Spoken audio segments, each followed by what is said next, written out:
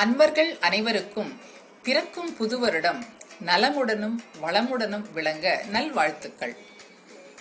உங்களுடன் நான் என்ற இந்த தொடரின் மூலம் உங்களுடன் இணைய இருப்பது ராஜலட்சுமி பார்த்தசாரதி.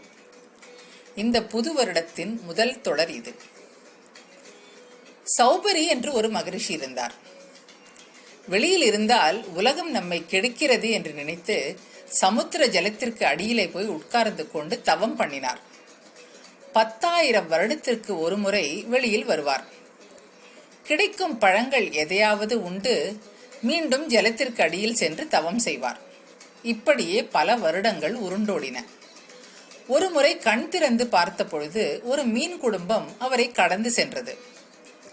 தாத்தா பாட்டியில் தொடங்கி கொள்ளுப்பேரன் கொள்ளுப்பேத்தி வரை சுமார் 200 மீன்கள் ஒரே குடும்பமாய் போய்கொண்டிருந்தன.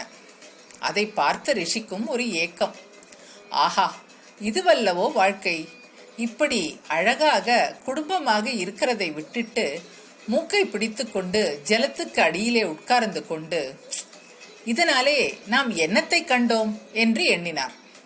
உடனே அவரது தவமும் கலைந்து விட்டது. மீன்களைப் போல் குடும்பமாய் வாழ வேண்டும் என்றால் அதற்கு அவர் திருமணம் செய்து கொள்ள வேண்டும். சந்நியாசி, அதுவும் வயதானவருக்கு யார் பெண் கொடுப்பார்கள்? யோசித்து பார்த்தார் சௌபரி. மாந்தாதா அவர் நினைவுக்கு வந்தான். அவன் இஷ்வாகு வம்சத்து அரசன். அவனுக்கு 50 பெண்கள். அந்த 50 பெண்களிலே ஒரு பெண்ணையாவது தனக்கு திருமணம் செய்து கொடுக்க மாட்டாரா என்று நினைத்தான். எத்தனை பெண்கள் இருந்தாலும் ஒரு வயோதிகருக்கு தன் பெண்ணை கொடுக்க எந்த தந்தைக்குத்தான் மனம் வரும்? அல்லது பெண்கள் தான் ஒரு வயோதிகரை மணக்க சம்மதிப்பார்களா? ராஜாவுக்கு தர்ம சங்கடமான நிலை. அதை சமாளிக்க யோசனை ஒன்று செய்தான். ரிஷியிடம் தன் குல வழக்கப்படி சுயம்வரம் வைத்து பெண் யாரை வரிக்கிறாளோ அவருக்கே மனம் முடித்து கொடுப்போம். என்ன செய்வது? என்னால் அதை மீற முடியாதே என்றான். சௌபரியும் சளைக்கவில்லை. அரசனிடம் தன்னை அவனது பெண்கள் இருக்கும் இடத்திற்கு அழைத்துச் செல்லும்படியும் அவர்களில் யாராவது தன்னை வரித்தால் திருமணம் செய்து கொடுப்பாயல்லவா என்றும் கேட்டார். மன்னனும் சம்மதம் என்றான். ரிஷியை அந்தப்புரத்திற்கு அழைத்துச் சென்றான். உள்ளே நுழையும் பொழுதே மன்மதனையும் பழிக்கக்கூடிய அதிரூப சுந்தரனாய் நுழைந்தார். ஆச்சரியம்! அவரை கண்ட 50 ராஜகுமாரி பெண்களும் ரிஷியை தனது கணவனாக வரித்தார்கள். அவர்களுக்குள் போட்டியே வந்துவிட்டது.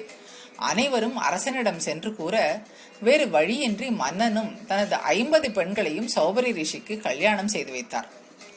திருமணம் செய்து கொண்டு தனது 50 மனைவிகளையும் அழைத்து கொண்டு சென்று கொண்டிருந்த ரிஷி மீன் குடும்பத்தில் 1/4 பங்கை அடைந்திருக்கிறோம் என்று மகிழ்ச்சி கொண்டார். 50 மனைவிகளுக்கும் தனித்தனி பவனம் அமைத்து கொடுத்தார். ஒவ்வொருவர் இல்லத்திலும் அவர்களுடன் தான் இருக்கும்படியான தோற்றத்தை ஏற்படுத்தினார். 50 மனைவிகளுடனும் இருந்தவர் மரத்தடியிலும் இருக்கலானார். 50 பெண்களையும் இப்படி ஒரு கிழவருக்கு திருமணம் செய்து கொடுத்து விட்டோமே என்று மன்னவன் மனம் வருத்தமுற்றார். தன் பெண்கள் எப்படி இருக்கிறார்கள் என்று பார்ப்பதற்கு வந்தார் அரசன். பெண்கள் அனைவரும் தாங்கள் மிகவும் சந்தோஷமாக இருப்பதாக கூறினார்கள். அவர்களை தனித்தனியே சந்தித்தார் அரசன். முதல் பெண் அரசனிடம், தந்தையே, நான் மிகவும் மகிழ்ச்சியுடன் இருக்கிறேன். ஒரே ஒரு வருத்தம்தான். அவர் எப்பொழுதும் என் இல்லத்திலேயே இருக்கிறார். மற்ற சகோதரிகளின் இல்லத்திற்கு செல்வதே இல்லை. அவர்களை நினைத்தால்தான் வருத்தமாய் உள்ளது என்றாள். ராஜா அடுத்த மகளை தனியே விசாரிக்கையில் அவளும் இதையே கூறினாள். இப்படியே 50 பெண்களும் தாங்கள் மிகவும் மகிழ்ச்சியாக இருப்பதாக சொன்னார்கள். அவர்கள் ஒவ்வொருவருக்கும் 50 குழந்தைகள் பிறந்தன. அந்த குழந்தைகள் தளர்நடை நடக்கும் பருவத்தில் மிகவும் ஆனந்தம் கொண்டார் ரிஷி. ஆஹா, எத்தனை அழகான குடும்பம் என்னுடையது என்று வியந்து சந்தோஷப்பட்டார். இப்படி ஆனந்தமாக இருந்த சமயத்தில் திடீரென்று அவருக்கு விவேகம் வந்துவிட்டது. இப்பொழுது நாம் இப்படி குடும்பஸ்தனாகி என்ன சாதிச்சோம் என்ற எண்ணம் வந்தது. இந்த விவேகம் மட்டும் எப்பொழுது, எங்கிருந்து, எப்படி வரும் என்று மாத்திரம் சொல்லவே முடியாது. பந்தத்தை அதிகமாக்கி கொண்டோமே. ஜலத்துக்குள்ளே இருந்த பொழுது ஒரு பந்தமும் இல்லாமல், ஒரு நிர்பந்தமும் இல்லாமல் சுகமாக இருந்தோமே. இப்பொழுது இப்படி ஏகப்பட்ட பந்தங்களாலும் பாசத்தாலும் கட்டி போடப்பட்டிருக்கிறோமே என்று நினைத்தார். அநியாயமாய் ஒரு மீன் குடும்பம் நமது சிந்தனையை கெடுத்து கெடுத்து விட்டதே என்று நினைத்தவர் சடக்கென்று அனைத்து பந்தங்களையும் உதறிவிட்டு மறுபடியும் ஜலத்திற்கு உள்ளே போய் உட்கார்ந்து கொண்டார். இதிலிருந்து நமக்கு என்ன தெரிகிறது? உலகத்தில் எதுவுமே சாஸ்வதமில்லை என்று தெரிகிறது. சாஸ்வதமான அந்த நித்தியானந்தத்தை அடைய வேண்டும் என்றால் யாரை உபாசனை செய்ய வேண்டும்? நரசிம்மனைத்தான் உபாசனை செய்ய வேண்டும். நம்மாழ்வார் வாக்கிலே வருவதை பாருங்கள். அங்கே அப்பொழுதே அவன் வீயத் தோன்றியவன் என்கிறார். நினைத்த இடத்தில் நினைத்த கணத்தில் தோன்றியவனின் காருண்யத்தை சொல்கிறார் என் சிங்கபிரான் என்று. ஆழ்வார் மோகத்திலும் நரசிம்ம மூர்த்தியையே சேவிக்க விரும்புகிறார். அந்த மூர்த்தியை சேவித்தவருக்கு வேறு மூர்த்தியை சேவிக்க பிடிக்குமோ?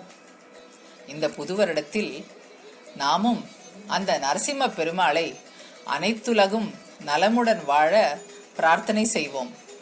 ஓம் ஸ்ரீ நரசிம்மாய நமஹா. வணக்கம்.